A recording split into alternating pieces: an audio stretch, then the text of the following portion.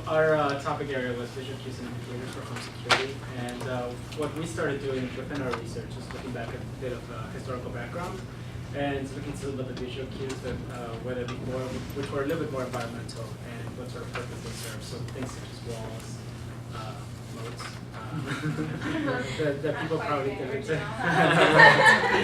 And then we kind of looked at a system, a little bit more systemic at what the purposes are, and came up with 3 different purposes that home security serves now.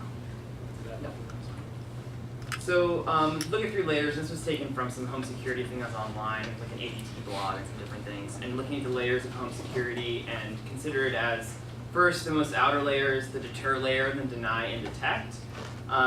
For deter, this is the first line of defense. This is mostly it's highly visual. It does not actually physically protect anything. Typically, it'll be something that brings attention to internal detection systems. So this is like protected by dog, or we will shoot you if you come in here. And then it also can also create the illusion of occupancy. So this is a lot around people who set up when they're on vacation, and they'll have the systems where their lights turn on and off at certain times, or the motion censored doors and lights on the outside of a house. So when you come to a certain distance, it turns on, which gives this kind of illusion of awareness that someone is in the house and knows you're approaching. So this is all very visual and all kind of creating the illusion of protection.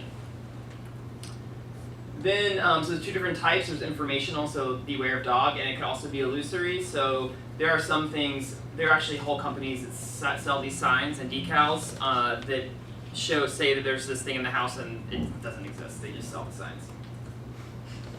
So then deny, this is a level where there's actual physical barriers. So they can either be small and intimate, like a lock or a key code, or they can be large and imposing, like fences, things like that are typically metal, tall, and sharp. So they're kind of like, if you try to get in here, you're going to at least have to go over this obstacle.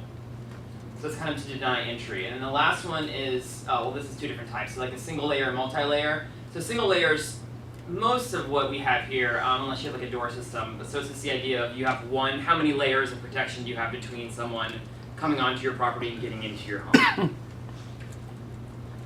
So then in terms of detect, this is kind of the last line of defense. It doesn't really fall under visual cues, but we thought we'd speak to it since it's there. I mean, it relates to the first level because the detection level is kind of what you're inferring when you talk about all the signage.